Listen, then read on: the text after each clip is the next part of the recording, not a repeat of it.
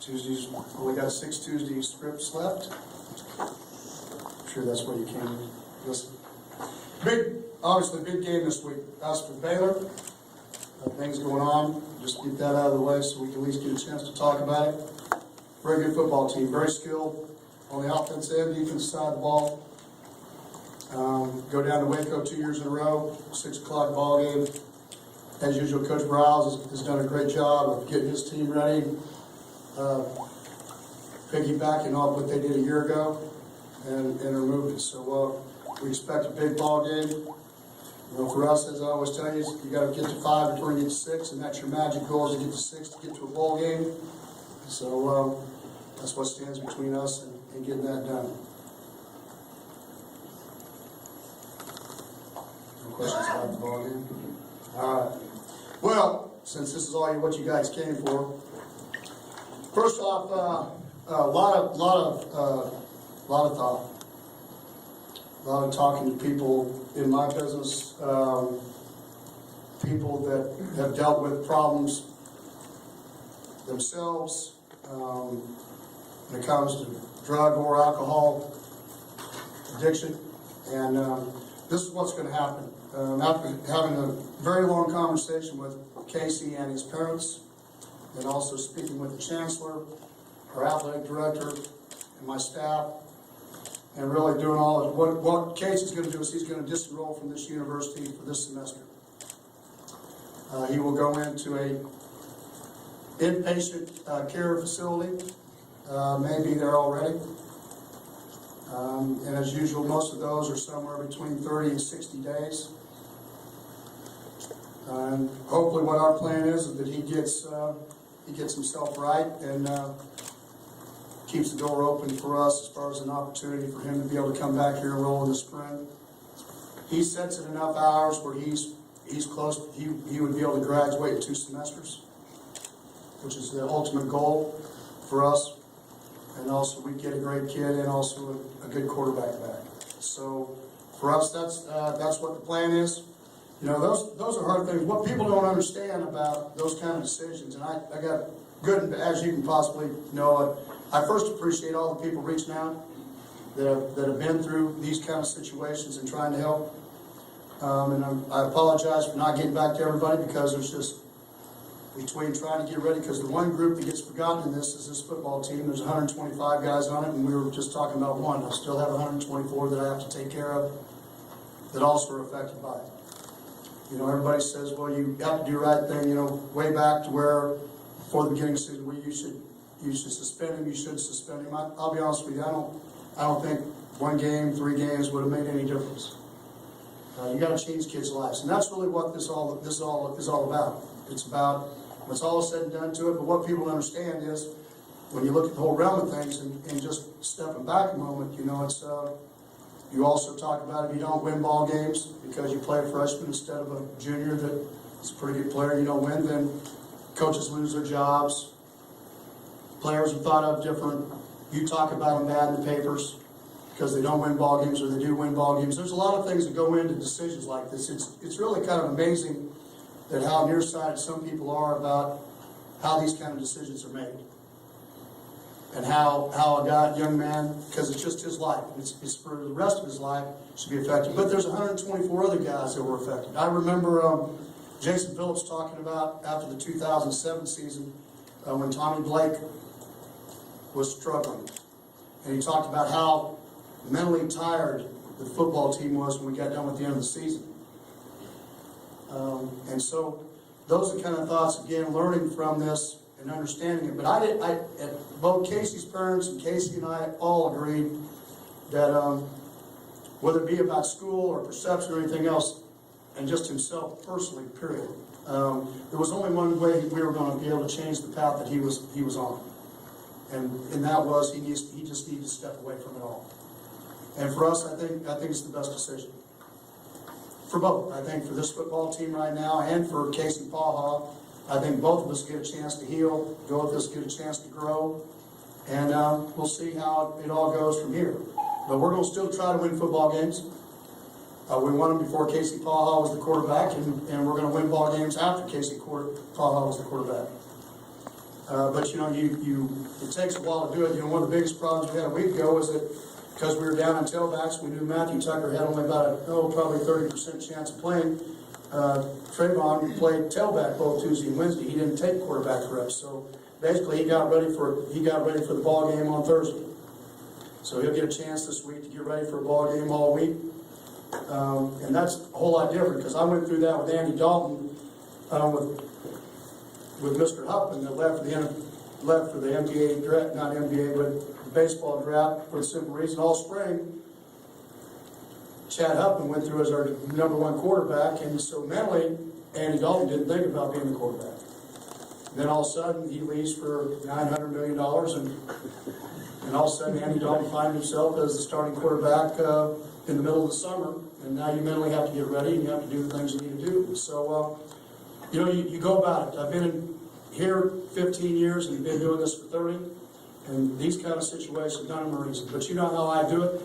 We've always looked it right in the face, and so there's something else that's going to come out of this that I think is going to be a positive. You know, talking to Kelsey, my wife, and also talking to Chancellor, there was a new program that was started on this campus with the TCU Recovery and Support Group that deals with those who are struggling or those who are recovering from either alcohol or drug use. This will specifically be, and what we're going to do is we're going to pledge $100,000 towards that group that just started up this semester.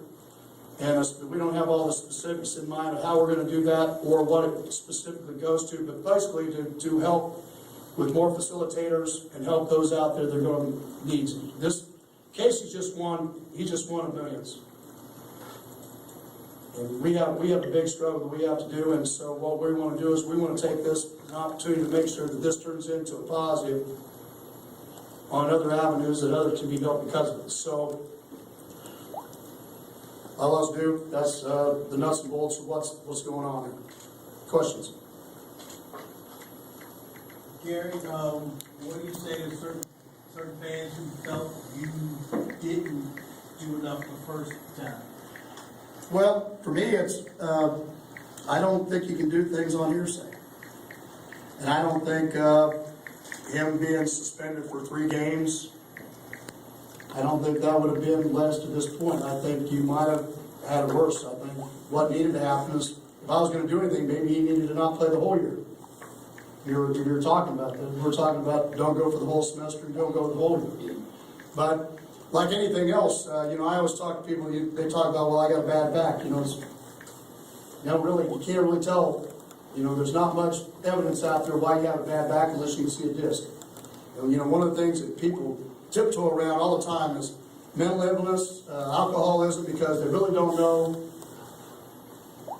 how to deal with it, because everybody's different. And so, in our standpoint, you know, I would tell them I did the best I could. I took the facts that I had and talked about it and did with what we needed to do and felt like we made the best decision for this football team, for Casey Paha, for this university, and, you know, for all of us. You know, the biggest standpoint for me in making this decision had to do with one of the emails I got asked to do with. I could not forgive myself for to put TCU or Casey Paha or I in a situation that even if he wasn't the guy driving or he wasn't, anything happened later on and somebody was harmed, whether it would be him or somebody else, and be able to live with it. At least I know by the plan that we have in place that we're trying to do something about it. Period. So there are things in place that he has to follow in order to come back and play for you next year? Well, I mean, obviously, he's going, the biggest step is what he's doing right now. He's going to a place where, you know, they have trained professionals that are supposed to make a difference. What's the team said about it? I didn't ask the team.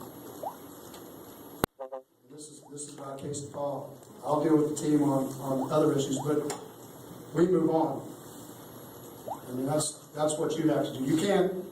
That's the biggest thing that people want to do is, you know, obviously there's a big dwelling here. I'd like to see this because we were here playing Baylor,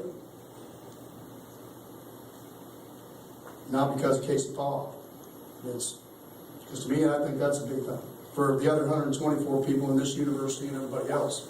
So, because I think Baylor deserves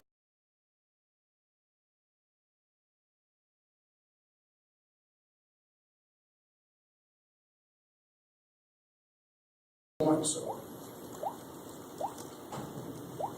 What's been Casey's reaction to the decision? I don't think there's a reaction. I think he's probably, just talking, I think he's scared. I mean, it's scared of what the world and change and being able, athletes, and maybe the male gender and specific, it's hard for them to say they're sorry. It's hard to say that I was wrong. It's hard for us to show any weakness. And athletes, for sure, because you have to have an ego and you have to have strength to go out in front of 100,000 people and perform at a high level. And people actually, and I say this all the time, people take niceness as weakness. And so for you to say, I need help, I mean, everybody I've talked to that's had this addiction, every one of them said, it doesn't get cured unless you hit rock bottom. You have to get to a point where you say, I have a problem and I have to fix this or it's not going to change. And so, in his case, just a little bit of talk to him, I think, with his parents and his family, I mean, we're not talking about saving somebody's life. And in answer to Louis' question, I don't care about all those other people who have opinions. I mean, it's my kid. Okay? When you're a parent, it's my kid. I don't care what anybody else thinks about. I got to help my kid. And that's what we do as parents. It doesn't change. The problem is you just don't affect one. You affect 125, and that goes along with the other question that he asked as well. You asked about, well, how about the rest of them? Well, I think it helps them to move on. There's not any lingering, well, will he come back in 3? Will he come back in 5? No, Trayvon Boykin and Matt Brown are going to be our guys. We got to go win. That's who we're going to go win with, the quarterback. I think it makes it a lot easier. I think it closes the door and they know now this is how we have to do it. I think it's a lot easier to answer that way than, well, he'll be back. Because that was a little bit what happened with Tommy Blake. He was out 3 or 4 or 5 games. You have to heal. Both sides have to heal, not just Casey. It's hard because but here's the thing for it. It's like we need a Russ Forrest. We talk about 40 guys that are not part of the program. Well, there's guys in the program, but it's Ross Forrest was the starting right end. He's not playing this season because of season ending. Michael Thompson, a big 350-pound offensive guard, just had surgery on Friday. He's not playing anymore this season. Matt Anderson didn't play. Trubosky Garrett didn't play. Those are guys that aren't out of the program. So you're talking about a group that's fighting through, doing the things they need to do, and I'm not going to take anything away from them either, because to me, I'm excited. We could easily have won the game last Saturday. We don't make a couple mistakes. Okay? Somebody asked me on the call-in show, well, you think you're going to have to change your style to play the Big 12? I'm not going to decide that on one ball game, and not with 16 true freshmen. Counting redshirt freshmen, everybody else playing in the ballgame. I'm not making that decision on that. Do we need to get older? Yes. Do we need to gain more depth? We need to get people back? Yes. But this group is awful proud. Yes. Can you clarify the 100,000? Is that an organization that is one on campus? Or? Yes, it's the one on campus. That's what it's called. It's TCU Recovery Support Group. It's been started since school started this season. So we're going to help escalate that to where it becomes a more prominent program on this campus, because I think what we're talking about is a big problem on college campuses. So, Gary, you mentioned the Tommy Blake thing. Of the situations you've had to deal with, is this one harder than any other one? No, that one was tougher than this one. What made that one tougher than because you don't have any answers for it. People don't have any answers for the mind. People don't have any answers. And to be honest with you, people are scared of those answers.